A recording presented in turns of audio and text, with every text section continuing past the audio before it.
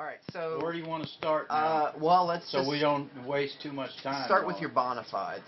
When did you start in the military? What was your position? I first entered in the Army as a 19 Echo 10, which is basically an armored specialist. And I first entered in through the I don't know if it's there anymore, but in Richmond, Virginia, that's where I took my medical and was approved and sworn in and all that there and everything. So, and got my orders to report and go from there on train to Fort Knox. Okay. Okay. And that year was 1980? 1980. October of 1980. And then I got there and went through the regular basic training of 3 weeks. Okay? That's 2.5 weeks, but 3 weeks is basically what it is because I came home for Christmas.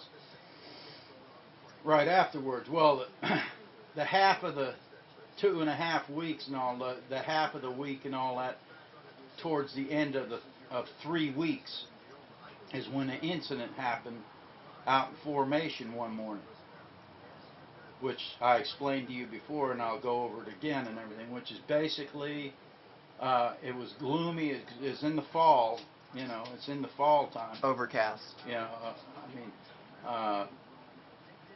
yeah, it's overcast and everything. No sun protruding except for when the clouds are accumulated like they are, you see a little bright of sunlight trying to protrude it and everything.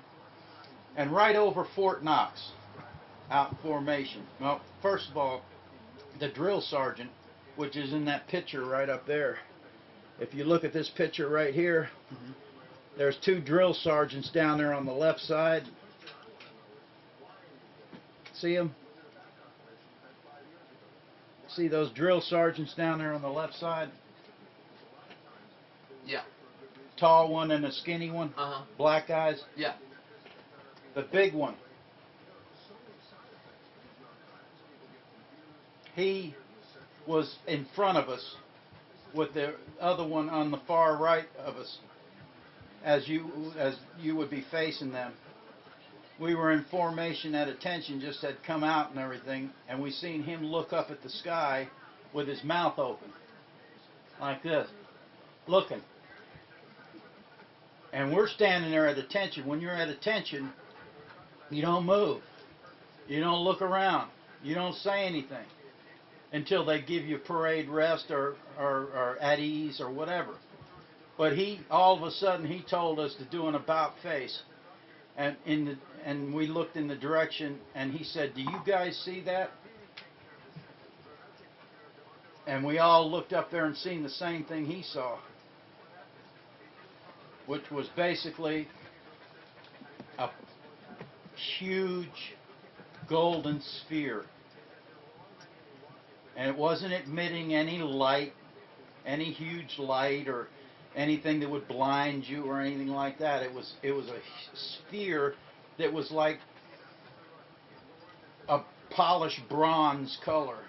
Metallic looking thing, and it was brilliant looking. But it was huge, and it was just sitting there quietly over Fort Knox and there. It didn't encompass the whole fort. No sound. No sound, nothing, just sitting there.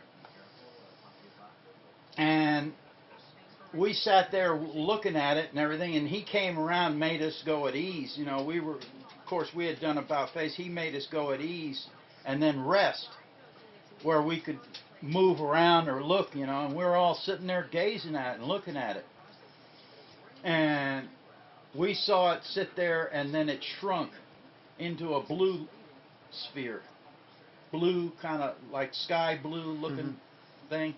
And then it shrunk down to this small, and this happened in a matter of 20 minutes. Oh, in slowly. In a 20-minute period, yeah.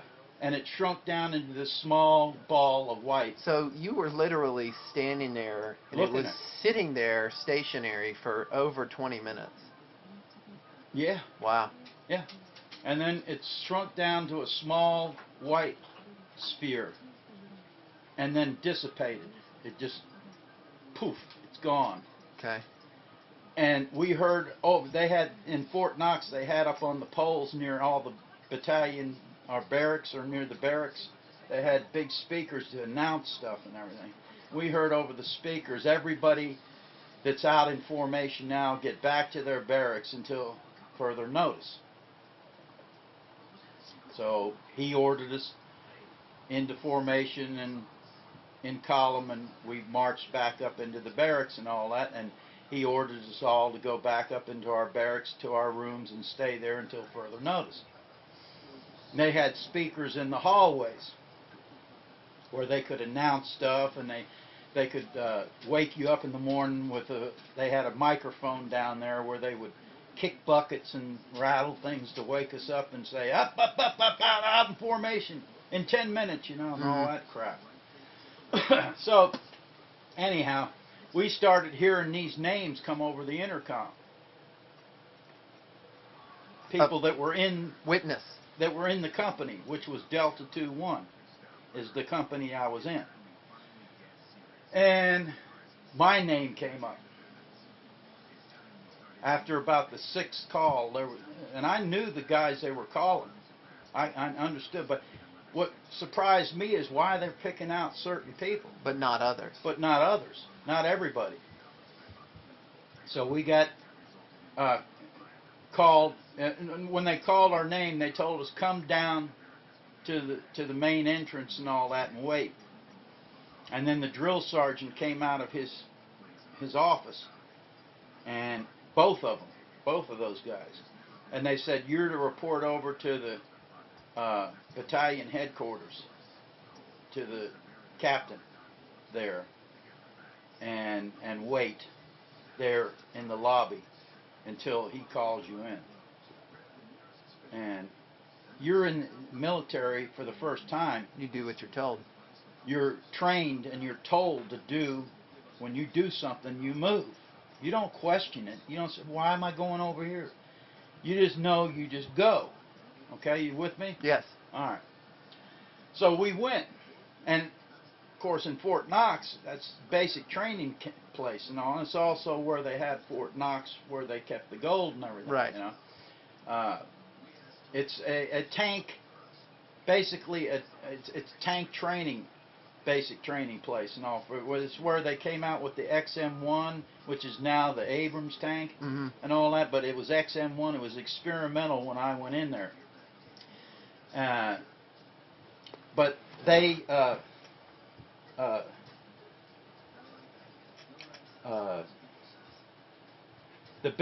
basically when you go there, it's basically their basic training. It's basic training, the physical training, all that stuff for the first 3. Oh, watch your coffee. He's going to spill it.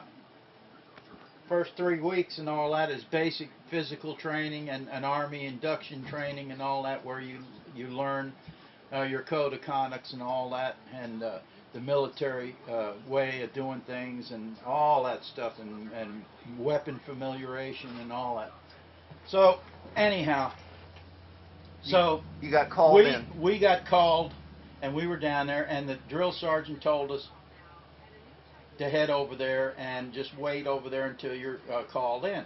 And so we all go over there, and we're basically, when we got outside and we're heading over there, the point I was trying to get is, when you went from one building to the other, you always walked in formation. Right. There was no straight lines, separate, or because you're in training, you're in basic training. You go everywhere you go. You march over there. You march, run, whatever they tell you to do. That's how it's done. It's none of this individuality stuff where you go and you bebop down the road like Bill Murray did, which he, by the way, he filmed that movie Stripes.